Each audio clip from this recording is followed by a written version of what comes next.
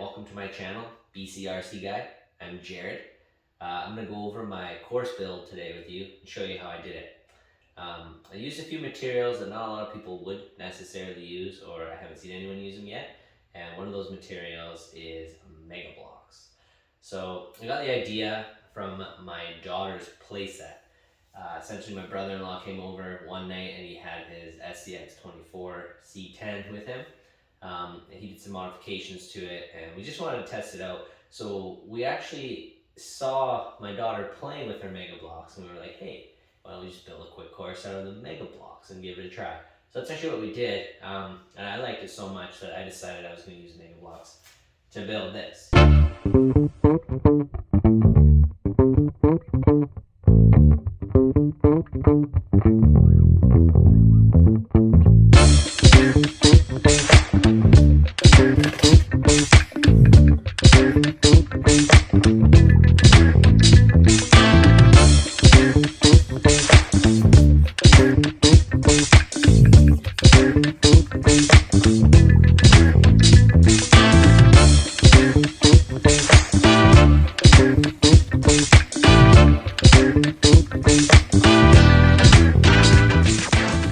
A lot of people use expanding foam, which can actually be quite costly in comparison to MEGABLOCKS. So MEGABLOCKS are a pretty good option to build a course if you're looking for it to be light and inexpensive. I know you spend about $20 a can or so. I'm up here in Canada in BC. I believe it's about $20 a can for gap filler. You need quite a few cans to make a mass about this size. And on top of that, you have to trim it. So the one benefit to using MEGABLOCKS is the fact that you can actually tailor the course however you want. And then when you lay your plaster on top of it, you get really good shapes. It just worked out really well. So how I actually built this course is a lot of it is MEGABLOCKS and various pieces of trash that we had, just like everybody else uses to build these courses. All in all, I think it went pretty well. So enjoy the video.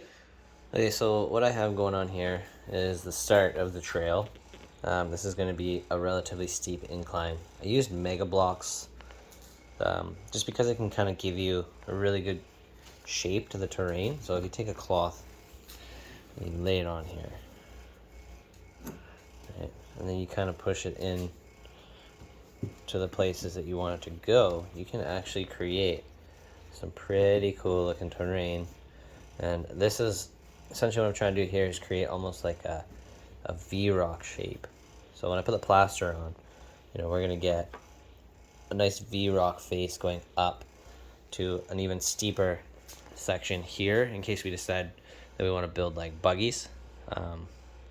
And then I have a more gradual climb towards the back. So lots of lines to be taken on this. If you want to use a stock truck, maybe if it can get up here, go up to the left here. If you have a buggy built, you can go up this way.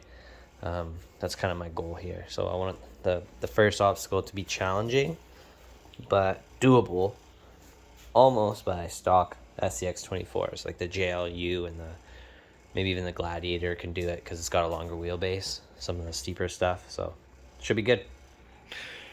Alright guys, so I've been working on the course. I have some drywall plaster that I'm actually using, so it's easy fill, dust away. So this is the low dust stuff, and I started using this to fill in all the holes on my plaster paper. It works extremely well. I think it's going to be relatively grippy. I am still going to put Mod Podge on the surface and probably texture it with some sand and other such things, maybe some terrarium rocks to kind of give it some extra grip in different areas. Once I kind of actually crawl the course, after having done this, I'll kind of get an idea of where I need to improve it to make it capable for closer to stock rigs, because I kind of had two lines here. I have a line that I wanted to keep specific for buggies, which is just like an absolutely ridiculous line that I'm really hoping I can build a buggy that'll climb it. It gets really steep in some areas. I haven't actually measured it with an inclinometer or an angle gauge, but I will get to that. And then this is supposed to be the more simplistic like line for more stock vehicles to go up. So a couple things I want to point out. I already put a rock here because that dipped out way too much, and instantly the stock JLU wanted to flip over. This area here is relatively simple for it to do, but down here too, I actually threw another rock in there just because it was such an aggressive dip that it literally just could not get past that point. I don't know if a modded one even could have, with how crazy the angle was there with the tires. It's possible, some width, but we changed that up for now just because we want to make this line a little more simplistic, not so difficult. It's already very technical as it is. It doesn't really need to be extremely difficult. And then when you come up to the top here, this is kind of just like a flex area where you can flex the truck out and take some photos. And then coming around the side here, again, this is all kind of Moab inspired. I've been to Moab, I loved it. I've done Hell's Gate, and although that does not look like Hell's Gate, it is Hell's Gate inspired, and I'm going to try and paint it all like Moab. So then here is kind of like an inspiration from Lion's Back. I can kind of use the paper there to create like an arch, like a Moab arch. And then coming up here, I wanted a couple things. I wanted a path, again, for more stock vehicles to kind of roll over onto this side. That's why I put that rock there, because that was not possible before. So I super glued that rock there. I'm going to paste it in. And then, yeah, just to give them a bit more of a side hill, you know, line to come down. And then you do have to finish over, crossing over this V-rock here, and then down and across, and then eventually down to the tub. But for the more modified vehicles, and anyone that really just wants a more technical line, they'll be able to go down this V-rock section here and end up, you know, coming out the other side and going across. I've actually done it twice successfully with the stock JLU, even just on the paper. This paper is actually quite supported because it's got MEGABLOCKS under it. Yeah, and then various rocks. Still not sure what I'm going to do under here on this flat area yet. Still got to plan that. I'm actually going to have my brother-in-law come over and kind of help me decide what we're going to do with that. But that's supposed to be the start, so you got to kind of climb out of there at the start. I might put some little logs and whatnot in this area to kind of give it, you know, some texture. And that's going to be the ending. So you basically start under there, and you climb up this this ridge, go around, right? You go down the lines back, V-rock, and then you come out and through the tub, which I haven't really thought too much of yet. I just kind of crushed the box and stuck it there. But yeah, I use MEGABLOCKS mostly for this course. Haven't seen too many people do that. Haven't seen anyone do that on YouTube yet. But if you know anyone doing that, or if you want to give it a try yourself, you know, please do. I found that they were a very cheap alternative to gap filler. Like a gap filler, you know, there's some other YouTubers that have been using gap filler. That stuff's $20 a can. If you want to build something like this, you know, you're getting into the 20 plus can range, and that gets expensive. So I bought these MEGABLOCKS for, oh, what did I pay total? I think I was around the $80 range in total for 3 bags of 80 blocks, 80 pieces in each bag. And that really did everything I needed to do. I actually have some left over down here that I'm going to give to my daughter because she has a MEGABLOCKS set. And it's not a lot left over, but, you know, I can just at least add this to her collection. So, yeah, it's been a ton of fun making this thing. Like, I'm absolutely intrigued seeing everyone else's build and just kind of applying their knowledge and then taking some of my own ideas and putting it into my my build.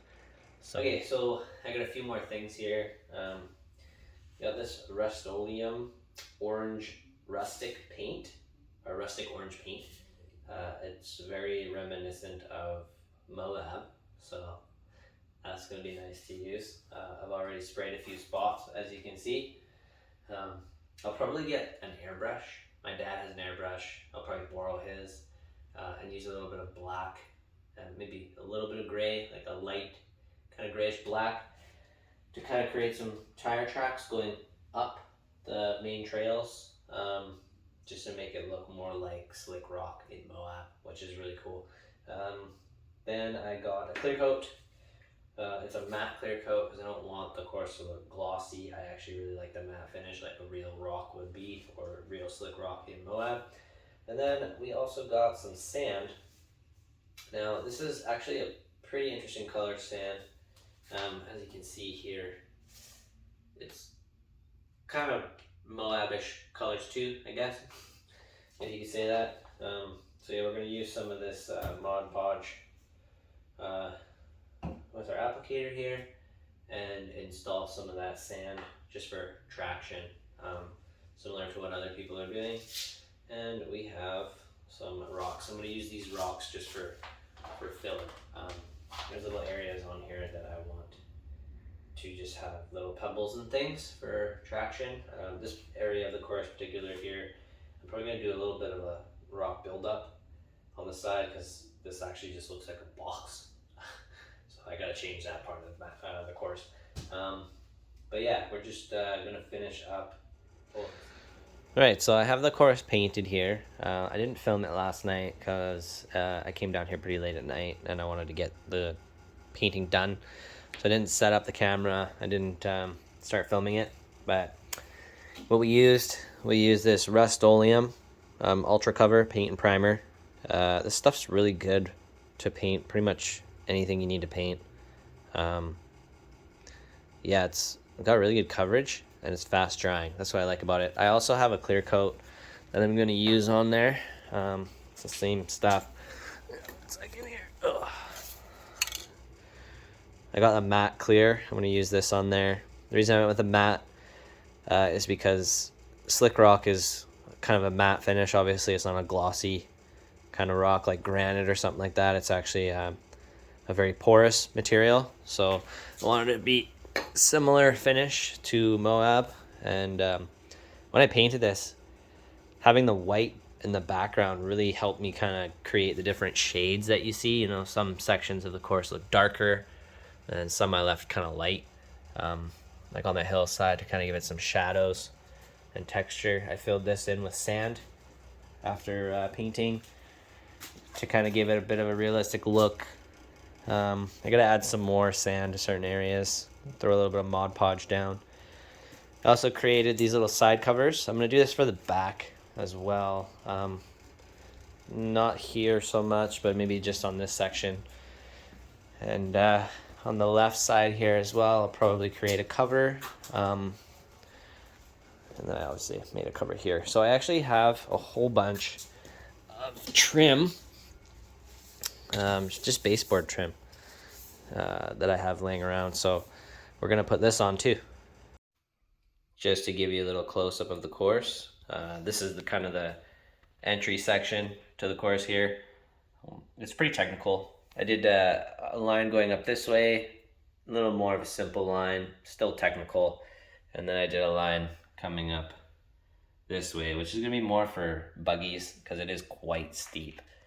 And we'll see if we can even get a buggy to do it. I got right in there on the detail, as you can see. I really wanted this to look like slick rock in Moab and just get a really good look and feel to it when you're using it. Then coming down the other side here, this is actually like the entry point. I call this my little start point for the course. You know, you put the truck back there, crawl through there, and then kind of work your way up the very first obstacle. And then over here on this section, this is just kind of another little area where I wanted high traction for fun. And then this is more of a low traction area where it's very slick, simulating slick rock, again, in Moab. And as you come up here, I'm calling this the Lion's Back, even though it's not really like the Lion's Back because the Lion's Back is pretty much a convex surface. And this is very much so a concave surface. I wanted it to also simulate a V-rock, and it makes it very technical that way. Then we have another pass to go up this way, which is very slick as well. And it becomes very challenging to get the truck off of it and into the top. So it's a pretty fun course. You know, I've been using it quite a bit. I'm very happy with it.